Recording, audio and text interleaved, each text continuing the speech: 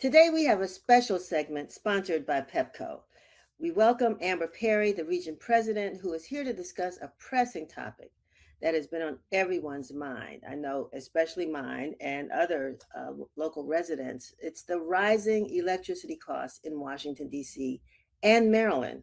I want to thank you, Amber Perry, for joining us. Good morning, Denise. Great to see you and happy Likewise. Friday. Thank you. Thank you. Same to you. And especially at a time, fortunately, the temperatures are rising and things are getting a little better here in the DMV. We've gone through some really cold temperatures, ice, and everything else. So I'm sure you have not escaped that either. I have not. Definitely the colder temperatures. Absolutely. So as a result, we know that customers now are feeling the pinch of their energy bills. And so the first question I think we want to tackle this morning is what factors have contributed to the recent increase in electricity costs for customers? Yes, no, absolutely. And we have certainly seen an increase in energy prices here in the region, really, Denise. And so I'll talk a little bit about some of the key drivers, but these cost increases are real. We are all certainly feeling them. This is not a Pepco specific issue. It is actually a regional issue that we're seeing right now. The real cost drivers that we're seeing are a couple factors. In this area, we've seen a significant increase in demand. Some of this is, customer growth driven, economic growth driven. We also are seeing energy intensive industries such as data centers and AI or artificial intelligence increasing in this region as well. And a lot of those factors are increasing demand. Now, when you talk about supply, we've actually seen generation go offline with retirements of generating plants over the last several years. And so, what we have is a very challenging situation where demand has been significantly increasing in the region while you see power generation go offline. And then, as you mentioned, the factor around weather that we've seen over the last 2 months is the other sort of portion of what drives a bill typically up for a customer. So when the temperatures are very frigid, like it has been in December and January, the usage will go up because it's colder. It's the colder months. Customers and families are trying to heat their homes as they normally have, but that temperature is dropping. So a lot of times, if you keep your thermostat, for example, keep your thermostat on 70 all year round, but you've got 10-degree temperatures like we saw. I mean, some of the temperatures even dipped even lower than that. When you start to see that level of temperature dip and you're trying to maintain that 70 degrees in your house, the heat's going to continuously come on. And so the rates that I just talked about with generation, which is the supply portion of the bill, that has gone up significantly as these generation plants have gone offline. And then you see the usage part of your bill go up as well. Those two factors together have really created an increase to most of our customers in the region. I think that's one of the things that folks, I don't know how much attention people pay to their bills, but if the two factors that you just mentioned, usage and supply, now, I mean, how have those amounts changed, not only because of weather, but other reasons? And you mentioned, some of those reasons, but when you Mhm. see, one part of your bill is $200 or $300, the other part now is $300, you're looking at a $600 electric bill for some. I mean, some are Yeah. lower, small businesses, since we are one, we think about those things. And so, and then you compare, the bills are great. You compare the usage over a year and you can see, Yeah. how much more kilowattage you've been using. What is it that people should pay attention to in these bills to sort of monitor their own use? Yeah, absolutely. So, what I would say is on the bill, as a customer looks at their bill, there are really two major components of a customer's bill. It's the supply side, which is the generation, the constrained generation that I just mentioned. And then there's the distribution side, which really is our cost for poles and wires and investments that we make here locally. That portion of your bill is only about 25% of your bill. The supply side and where we're seeing that significant generation cost, that is about over 50% of a customer's bill. And so that's the piece, and you will talk a bit here maybe later just about some of the things that we're doing here at Pepco to address those. But a customer, there's several factors that go into that usage, and customers really should be managing their energy usage, but also keeping an eye on that supply rate on the bill. Customers can do, a lot of things at home, certainly checking your thermostat, taking the thermostat down slightly. Also, some of the energy efficiency programs that are available to many customers are very helpful to make sure that you don't have drafty windows. Do you have energy efficient lighting? Those are things that customers can certainly do to manage their energy use and just make their homes more energy efficient overall. Those are some of the things that we're always happy that Pepco comes on and talks to our viewers about, and the different programs, excuse me, that Pepco has to assist consumers. But just, briefly, can you mention a couple of those? Yeah. So some of so we have some just great, it is really it's a priority for us at Pepco to help every single family in need, every single customer in need. And so we have a couple of programs that we've had here over the last several months and even more recently. Our most impactful one is our Customer Relief Fund, which we started a few months ago last year. It allows eligible customers to receive a $300 credit relief to their bill. I know right now in Maryland, we still have funds available. And then in DC, that has now closed. But to date, we've given $6.5 million in the Pepco region to our customers. We added another $1.5 million in January to our customers. So through that one program, we've helped over 14,000 customers in this region. And as you can imagine, Denise, that was very helpful when we had the federal shutdown. I mean, that was significant for many of our customers. And we're always connected to changes and impacts that are happening in the region. The other program is LAHEAP. That is an amazing federal program that is available to many of our customers to look into. And then we have several other programs in DC. Our residential aid discount rate, that's available to customers in DC. Our limited income discount rate, that is coming online and underway in Maryland. And then we also have all types of programs such as budget billing, which helps our customers sort of even out their bill. It allows a customer to know exactly what they're going to pay each month. It levels out that monthly payment for our customers. And then we also have different payment plans and payment arrangements that we're allowing for the customers as well. We are here certainly for our customers in need. That's fantastic. And I think, that's very generous of Pepco to come up with ways in which people were able to get through, the issue with the federal government, and that continues to happen. And I'm sure that folks are still trying to figure out ways in which they can address, their energy costs. And I'm wondering, as we now move into the warmer seasons, particularly the summer, do you see any relief in the supply coming up in the summer, or what factors could potentially shift that situation?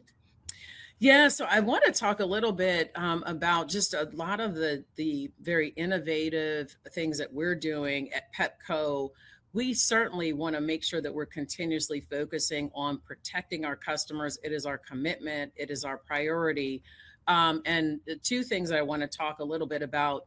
So when we get into the higher, months where it's a lot hotter, again, customers should always look at their usage and sort of manage their energy usage. But two things that we're doing, and I get a lot of questions about this when it comes to data centers. So one thing that we're doing is putting in financial protections for our customers in the region. And when I say that, we look at the significant growth and demand that's happening in this region around, again, the energy intensive industries such as your data centers, your artificial intelligence, we are actually looking at putting financial protections in place so that as those data centers come into the region, they pay their fair share on the grid for any upgrades that we need to make, infrastructure changes that we need to make for them to actually connect into the grid so that our customers are not negatively impacted from a cost perspective. So financial protections are what we're going to start to put in place and have been putting in place here at Pepco. The other, and it's a more of a longer term solution, but I do want to mention it, is really our commitment to customer advocacy right now. So given this sort of supply demand imbalance that we're seeing in the region, we've got the customer protections in place.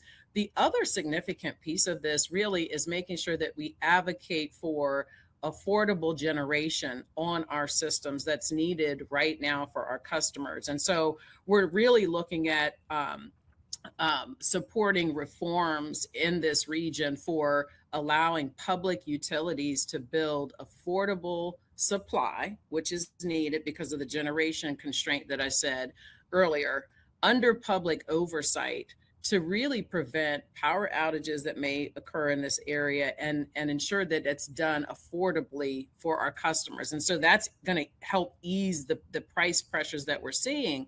One example. Question, if you don't mind me interrupting, but I'm not sure if I understand what you mean by affordable supply. What would be different than what we're doing right now? Absolutely. No, that's a great question. So one example that I'll mention is the Affordable Energy Act that we do support, where it will allow for the building of community solar, which is a much more affordable power source for customers, and then also allowing support of transmission level, developing transmission level battery storage. So the two together will actually start to ease that generation constraint that we see at a more affordable rate, not as significant as some of the other challenges that we're seeing. So these are affordable. They are, even though they're longer term, they're about 2 to 3 years out. And so we are very supportive of that Affordable Energy Act that focuses in on starting to ease that generation pinch, because until we see that the generation component addressed, that will be still continue to be about 56% of the bill. And one data point I do want to share, Denise, too, around that supply portion of the bill. Several years ago, again, we don't generate power at Pepco. That generation piece used to be about $29 a megawatt day. Mm-hmm. Today, it's over $330 megawatt day. That's a significant jump that we now are taking on as an organization. Again, we don't generate power, but we have to purchase that power. It's sort of like the DoorDash analogy, where we're the deliverer of power. We're not the generators of power. So when you think about that significant bump in generation, that's what we're working to offset with reforms and legislation such as the Affordable Care Act or Affordable Energy Act that I mentioned earlier. And as far as the district is concerned, I know there's a question about, the district having its own power plant. We had one once upon a time, didn't we?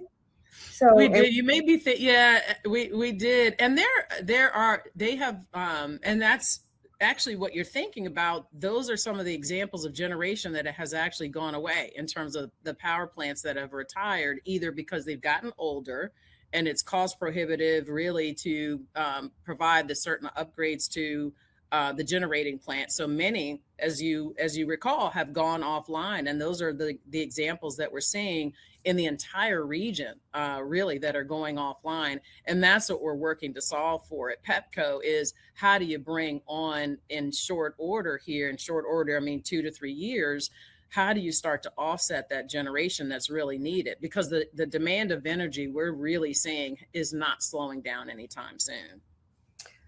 Well, there's a lot to consider here, and it doesn't sound like costs are going to go back down. But if they are, please let us not end this conversation on that note. But if there is some hope for consumers that you could just share, and you talked about how to reduce your own energy costs, but clearly the prices are not going to go down, correct? The price of supply is not going to go down until we really, as I mentioned, put in and support reforms as I mentioned with the Affordable Energy Act. I think it really is focusing our customers. We know the costs are high, and really having our customers take the actions of looking into the great programs that I mentioned earlier, managing their own energy costs, looking at that thermostat, and then also looking at ways that they could enroll in energy efficiency programs that are really going to help them manage the energy use, so they don't have that energy loss from the older windows, older lights, older appliances that are not the types of appliances that are energy efficient. Those are a lot of the actions that customers are taking, in addition to enrolling in some of the programs that I mentioned. So certainly there is a lot available. It's really the customer, and we're here fully in support and committed. It's our priority to make sure that every single family has the appropriate support that they need during this time, as we're working through some short-term and longer-term solutions for our customers. And so for those who have looked at these high energy bills, or who may be on the at risk of disconnection or what have you, I know that your lines have been probably overwhelmed with phone calls, but what would you advise people to do right now?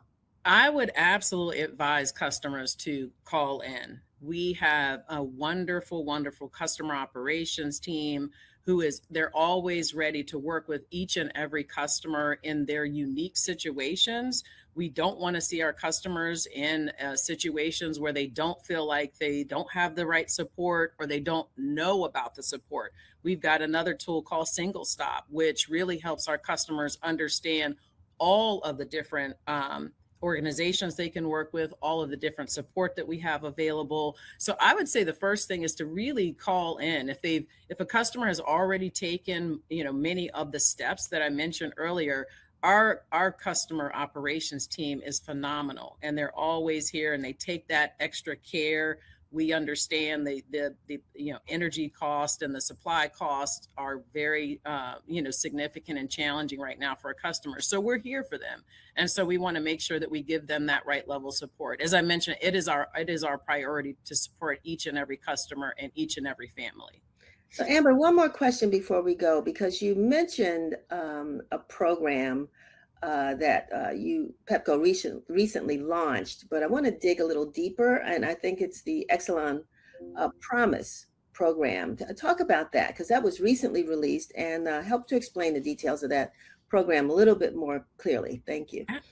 Absolutely, Denise. So the Exelon Promise is really it's really exciting. It brings together all of the different programs for our customers in the challenging times of the increasing supply costs that we're seeing. And it really acknowledges, I would say, three significant areas. And I mentioned, the sort of the challenge that we have right now with the imbalance of supply and demand. But it really is first saying that our customers are priority. First, we're here to provide immediate help. The immediate help being our customer relief fund, LAHEAP, some of the other very specific programs, such as our limited income discount rate. So really making sure that our customers know that they are the first priority, and that the immediate help is here for them.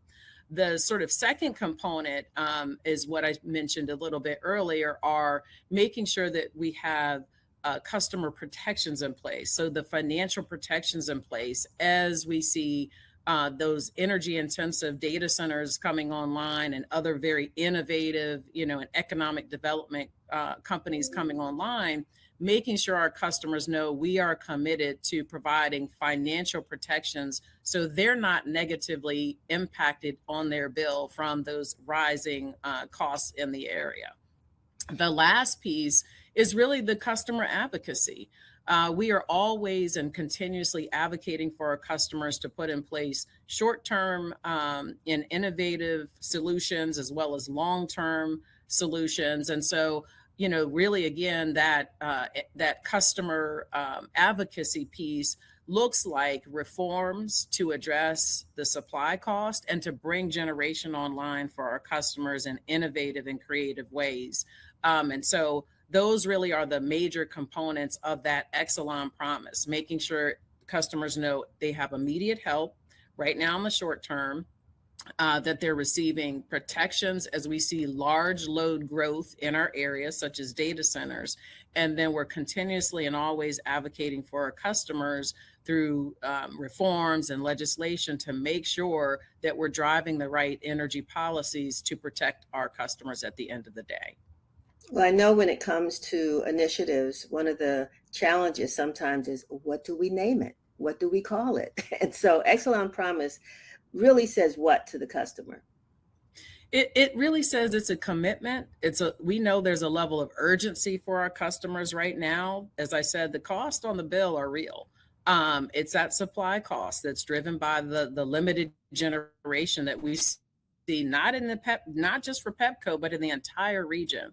But that promise says we're moving with a level of urgency, we're moving with a level of priority, and that we're always going to be here for our customers at the end of the day to protect them. All right. Well, again, Amber, thank you so very much for being with us, Region President of Pepco. And I'm sure we'll be talking to you again as the warmer climate or warmer temperatures come and the impact, again, our pocketbooks. So thanks again for being so gracious with your time to explain where Pepco is and how you're helping Pepco customers. Perfect. Thank you. Thank you so much, Denise. All righty. Have a good one. Peace and blessings, family. Sam P.K. Collins, senior local politics and education reporter for the Washington Informer newspaper. I am very, very happy to have on this show, on this segment, Gary Thompson. He is chair of the DC Board of Elections. We are a few weeks away from the Democratic primary, or just primary season in DC. With the primary election coming up on June 16th, there is quite a lot to talk about, especially as it relates to ranked choice voting. This will be the first time that DC residents, DC voters for that matter, are participating in ranked choice voting. And there's quite a lot to talk about. Let's get Mr. Thompson on the show right now so that we can get the questions in and so that we can just reconcile a lot of the discussion here. How are you doing, Gary? I'm doing great, Sam. Thanks for having me on. No question, no question. So can you just talk to us about, of course, the ranked choice voting portion of the ballot measure got funded by the DC Council. We won't have open primaries, at least not yet. But just talk to me about what the Board of Elections has been doing as far as answering voters' questions, educating them about ranked choice voting. We've been extremely busy on those fronts, and it's going very well. As you know, Initiative 83 was placed on the ballot by a proposer after having collected a sufficient number of signatures, and that passed by about 75%. And then after the DC Council funded the ranked choice voting aspect of the initiative, it then became our job at the Board of Elections to implement it. And that's what we've been doing, working really hard, dating back to last fall, getting ready for the June 16th primary. And at this point, we are busy every day educating voters across the city. We're appearing at ANCs, at community centers, at retirement homes. Anybody that reaches out to us, our incredible voter outreach team is setting up presentations. A lot of them are by Zoom. Some are in person with voting machines to show them how ranked choice voting works. So hopefully people get the message and are going to be prepared to engage in this new form of voting. Can you talk to us about how ranked choice voting works? Because there still appears to be some confusion, at least from what I'm seeing online and when I talk to people. So if you wouldn't mind. Yeah, of course. Normally the way we vote traditionally is you just vote for one candidate. Whoever has the most votes wins. So if there's 12 or candidates in a race, you could you could prevail with a pretty small percentage. But what ranked choice voting does in DC is it allows registered voters to vote for up to 5 candidates, ranking them 1 through 5. You don't have to rank up to 5. You can rank 1 or 2 or just 3, but you have up to 5 chances to rank candidates. And so it's that simple. You just, if there's a race, obviously where there's more than 2, 3, 4, some of these races may have 10 or even more candidates. So you'll see all the candidates listed, and you'll have an opportunity column by column to rank them 1, 2, 3, 4, 5. And that's what the voter does. The way the tabulation works, if needed, and it's only needed if on the first round nobody's crossed the 50% threshold. So that's right. That's what triggers the tabulation. And if we go to ranked choice voting tabulation, we drop the lowest candidate, whether that's the lowest of 3 or 10, however many there are. That person is cut, and then those voters who had selected that person as choice number 1, their second place votes now are in play, and they're redistributed. And then you see if anybody's crossed the 50% threshold, and if not, you repeat by dropping out the lowest candidate and until somebody has 50%. So the core concept is the winner will be endorsed by more than 50% of the voters, either as their first choice or if need be as their second choice or third choice, and so on. So I appreciate that. So am I hearing you correctly that, because you said earlier, if I recall, that people can fill in 3 and not necessarily 5. So if they fill in less than 5, would their ballot still be in effect? Absolutely. That's the voter's choice. We at the Board of Elections aren't advocating what a voter should or shouldn't do with their choices. They simply have the option to rank up to 5. If you want to rank just 1, that's okay. That's the voter's choice. If your candidate happens to finish at the bottom and gets cut, in that situation, you wouldn't be participating in further selection. You'll have less of a voice in the ultimate candidate selection if you choose not to include your second, third, fourth, fifth ranked choices. But we kind of have that today in a much smaller way. We almost always vote for our at-large council members 2 at a time, and the top 2 win. We see a lot of voters choose to just vote for one person and not use that second vote. It's called an undervote. Right. And nothing wrong with an undervote. So that's an option. So under what circumstance would ballots get discounted? Well, there'll be a little difference between voting by mail and voting in person on the digital machine.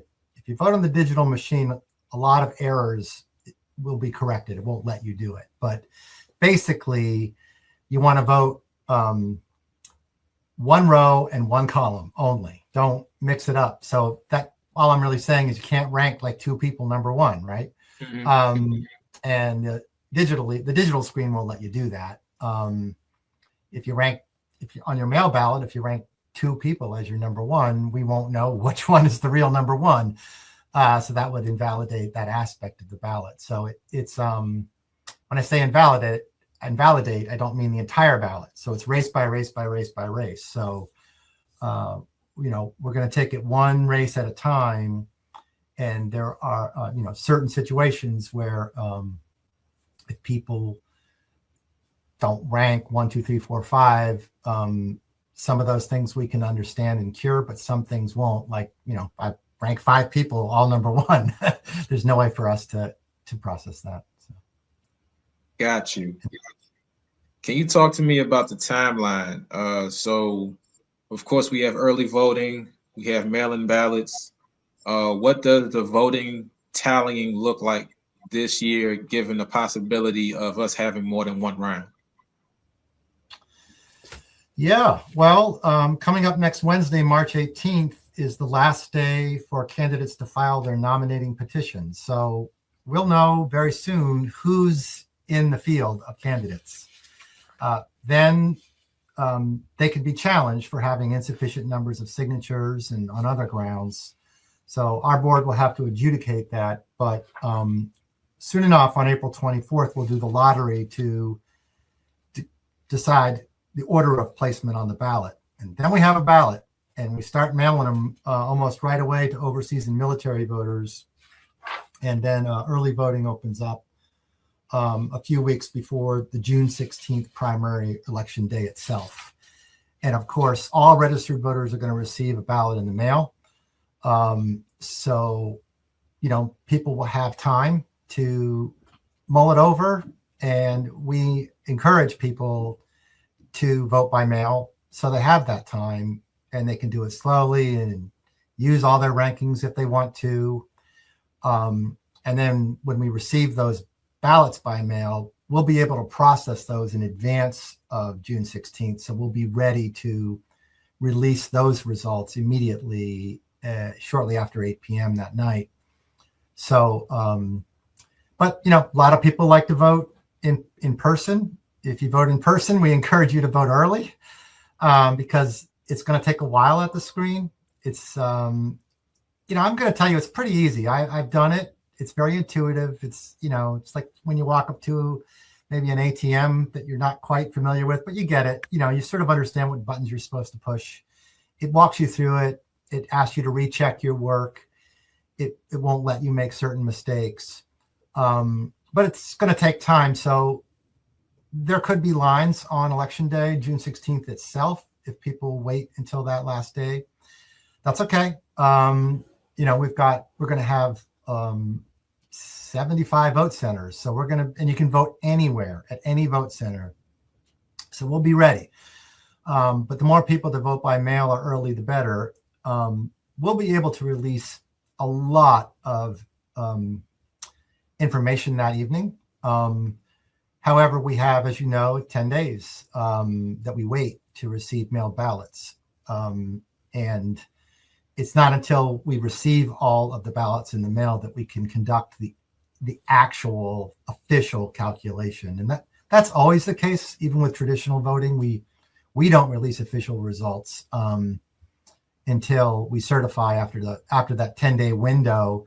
The media can call the race. The media can say, based on preliminary results and, voter polling, the AP declares so-and-so the winner. That's fine. But we'll do what we always do, which is, wait for that 10-day window. So to answer your question completely, that night, it might not be, we might not be able, no one might be able to declare a winner because with 10 candidates in a field and the ranked choice voting tabulation process being what it is, we may all have to be a little more patient before we know who the winner is. So with those 10 candidates, saying that if it is 10 candidates with ranked choice voting, would it have to be done within 10 days regardless? The tabulation? Just for clarity. Yeah. At the end of after the 10 days are over is when we have to wait for the 10th day, and then we conduct the tabulation and release the results. So, well, I think, a lot of times you're looking for the winner, but with ranked choice voting, you're also looking for the loser, right? Because you don't know who's in 10th place. And it may be a lot closer at the bottom than it is at the top. The two guys at the bottom might be 1 or 2 votes apart. So we don't know which one to cut at the bottom, and redistribute those votes, or might be the other one. It may come down to the wire for us to even know how to start the RCV process. And And that's been the case with RCV across the country, in New York City, of course, and elsewhere.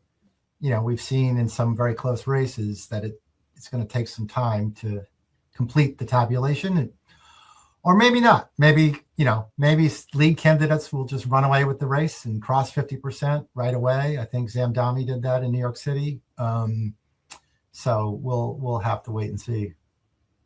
Okay, so now you got my attention. So, because I'm thinking about the at-large race in particular. So let's say after March 18th, we have about 10 or a dozen candidates even, and there's for the most part, an even spread of just votes that they accumulate. Within that 10-day period between counting the mail-in ballots and finalizing the ballots on the day of the election, am I hearing correctly that the 10 days after election day is likely that for the first round, we would still have to wait for the results, the official results? Am I hearing that correctly? That yeah, for the official results of the first round. Correct. Yeah.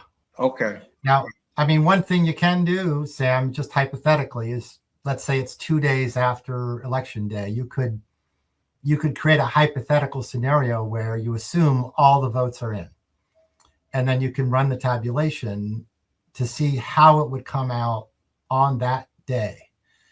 The problem with doing that is it might change. The next day might reveal that the bottom candidate is different. So what we're still discussing internally is, to what extent do we want to communicate to the public in that interim period who the winner is? And we don't want to build an expectation out there that somebody won when it might change. So we are going to have to be, we at the BOE are going to have to be very careful about how we explain what we're doing, and of course extremely transparent at every step of the way. Others, like in the media, and can take the data from the first round of voting, everything that's available on that first night even, and run their own hypothetical tabulations to try to make their own projections and announcements, as the case may be. And that's what a lot of media has been doing with RCV around the country, is they've got their own they'll just take the raw data that we released and say, okay, we'll do that hypothetical. We'll run it right now, and we project to a blank degree of certainty that this is going to stick. It all depends on just how close the vote is. And, we've had races even, for example, the Ward 7 special election. I was thinking of that, man. Man, that was close. We had to wait to the very end. Even to figure out the plurality winner, it took us till almost the 10th day. It was neck and neck. Yeah, the two ebonies were added. That's true. Very true. Can you talk to me about, if by any chance the BOE has consulted other jurisdictions around how to roll this out? Absolutely. We have been in close touch with nearly every jurisdiction around the country that has done this. We are not an experiment here. This has been pretty well tested with slightly different models. Not everybody has the top 5. They may only have the top 3 or so on. But and then there are vendors that specialize in this. There's a ranked choice voting center that provides very good resources. So since last year, in touch with our counterparts and experts and nonprofit groups that know a lot about RCV on how to approach this. And we've done that with respect to ballot design and the digital screen, how the tabulation is going to work eventually. So we're feeling pretty good right now about what how far we've come. And we really got some momentum these days we're showing up 2, 3, sometimes 4 times a day at different locations around the city to show people how RCV works. And, we show people literally a copy of the ballot and a copy of what it looks like when you're making your choices, and showing them what not to do with the ballot, like what are the mistakes to avoid. No question. I got 2 more questions. Do want to thank you for your time. I'm very mindful of time. I think that our audience would appreciate this conversation. I got one more semi-hypothetical for you, right? So with the election day, with primary day being June 16th, what is the final date? I know you mentioned 10 days out from June 16th, but what would be, for lack of a better term, the final date with RCV? How much latitude are you allowed to, to double check and triple check the tabulations between rounds so that there is no question unequivocally about who won these races? Our final formal certification of the results will be July 15th. Okay. So that gives us the time we need to maybe cure ballots that voters would like to cure. Maybe ballots have been challenged. There's a lot of other kind of loose pieces that we always have to address, even beyond that 10-day window. People who have voted provisionally or by special ballot, and those could really matter if some of these races are very, very close. So we may have to get very meticulous about deciding each and every ballot, which, that should count. And then we publish on our website, and we make available for public inspection a report of all of our results. We audit the election. We audit everything we've done. And it's not until July 15th that we officially certify the results. And that's not new. That's always been how we've done it.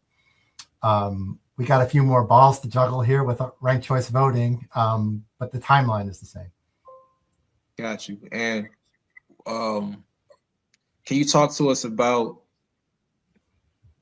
what resources have been poured in as far as staffing to facilitate all of this? Has there been an increase in the staffing? Talk to us about that, please. Yeah, on a couple different fronts. I mean, every single member of our staff is now geared towards, obviously, ranked choice voting. And internally, a lot of resources have been shifted over to voter outreach, because that's what's really important right now. Another thing that's, I think, going to work very well is we have 2,000 well-trained election workers. And our training is now encompassing ranked choice voting. And at each vote center, we're going to have an RCV worker present to do nothing other than answer questions. Because we know that even with the very best of voter outreach, there are going to be some people that walk into that vote center on election day and say, "What's ranked choice voting?"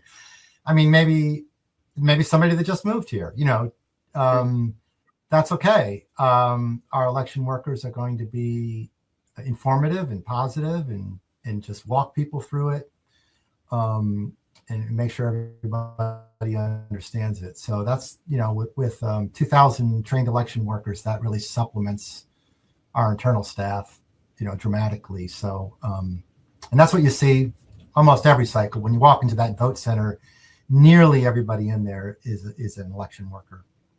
And we couldn't do this without them. I mean, think of us like a company where all of a sudden on one day you have to do everything.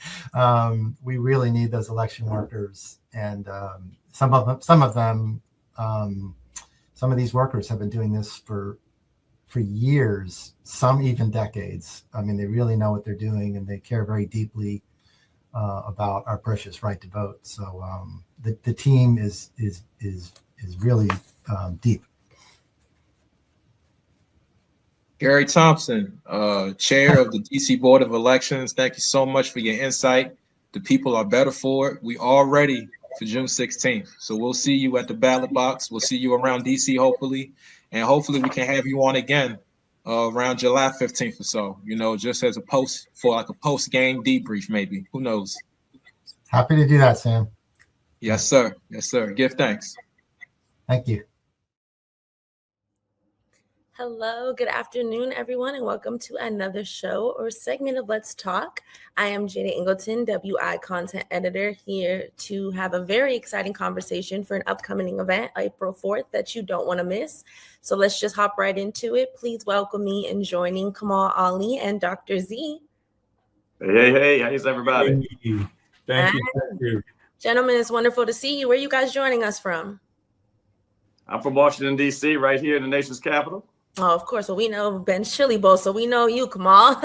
Yeah. Well, I'm originally from Washington, D.C., but I live in California now, out in the San Francisco Bay Area. Oh, okay. I got a friend from the Bay Area. They speak very highly of it. It's an amazing place. All right. But it ain't home, though, but it's an amazing place. Well, we are so excited. We are so excited that Dr. Z is returning home. I just want to say. The native son comes home, so we're excited to have him. Yes, exactly that. So actually, just go ahead and tell us about your homecoming, Dr. Z. What's going on April 4th? Well, April 4th, the thing is, I don't get home too often. And I wanted to, there's a lot of people I want to see. And I said, well, I'm going to be there for a few days. I can't see everybody individually. Mm-hmm. So why don't I have an event? So I was talking to my good friend and brother, Kamal Ben Ali, and he said, well, I support that. I'll do it with you. And so it was an inspiration from God. And so April 4th at the Busboys and Poets in Hyattsville, we're having an Align and Ascend event. I think you can see the flyer there. It's going to be very, very special. You don't want to miss it. If your soul has been crying for more clarity and courage and confidence, then you definitely want to come, especially in the time that we're living in right now when people are just filled with fear, right? We want to resort all of that stuff out and get us moving in a better direction. So that's what's happening on April 4th.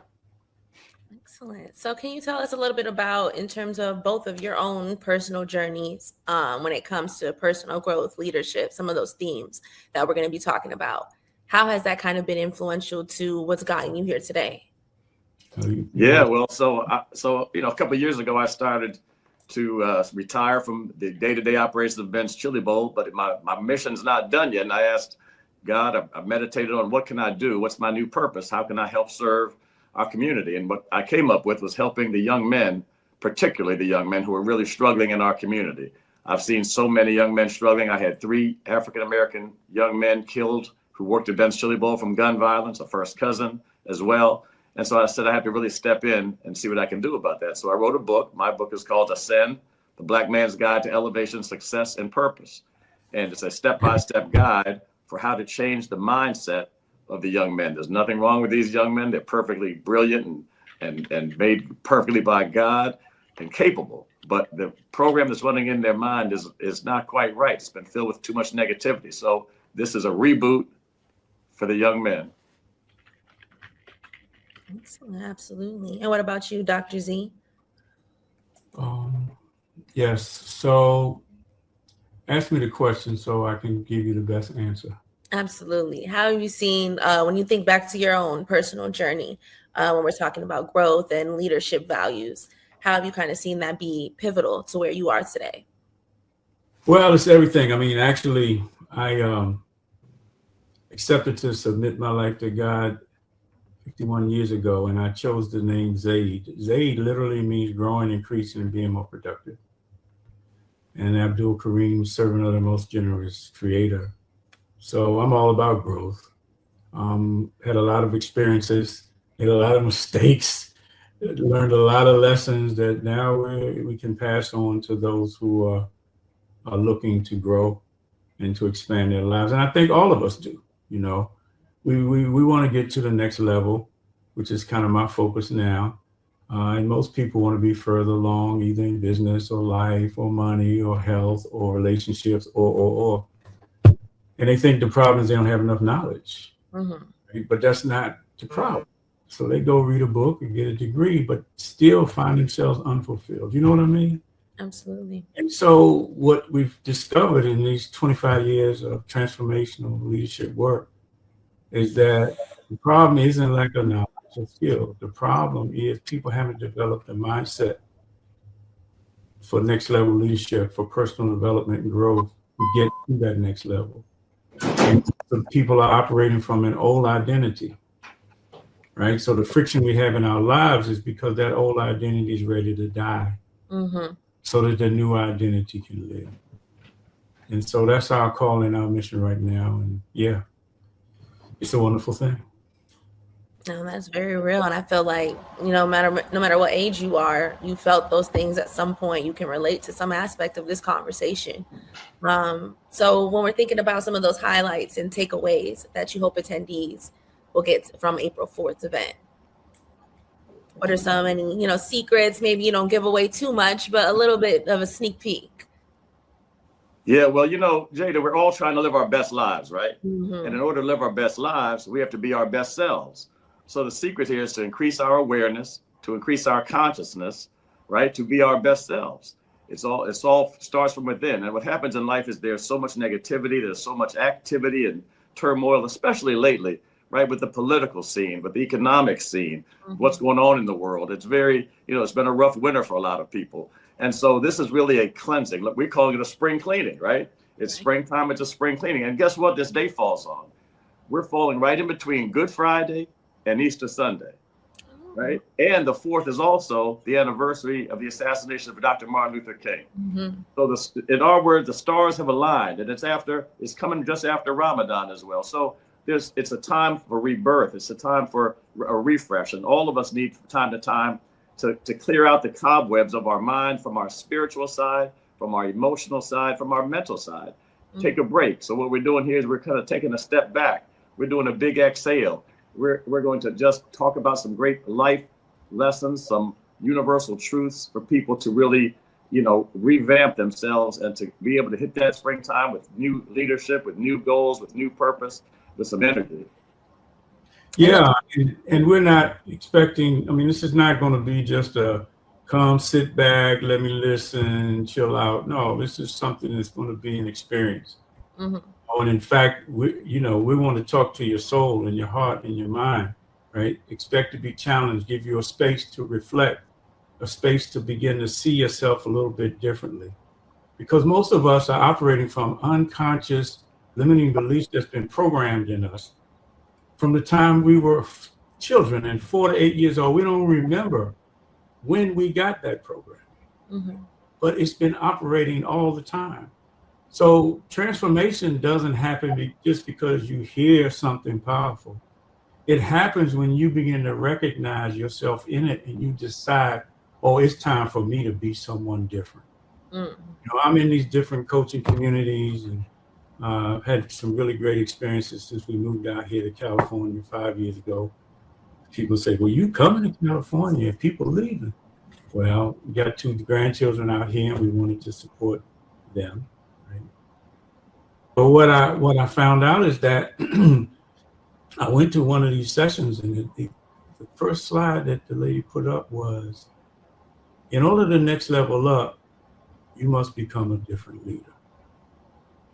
I really don't remember anything else from the 2 days, but that hit me square in the eyes. And so we're operating on that because we only get one shot at this. Too many of us are settling for what we can get when God has put a potential and a power in each one of us that's greater than where we're at. I don't care how successful you are. We still have more to give, more to be, and more to do. I love everything that you just said, Dr. Z. And I think you're already pouring some of that speaking to the soul. You guys are already getting started just with this conversation today. Yeah. And Jada, this is a gift, right? Thanks to our sponsors, we're offering this free to our friends and family and the public. So Mashawn Butler from Calix Consulting, Tangelo Media, the marketing company, our good friend Doyle Mitchell, the Industrial Bank, and Derek Owens from Dream Big, and Wayne Bruce from the Duran Group are sponsoring this event so that these people can come and receive free books and be able to participate in this program. So this is a real gift, showing our love for our community and for our people. Yes. And in addition to your book, Kamal, Dr. Z, which one of your books will fans get to walk away with?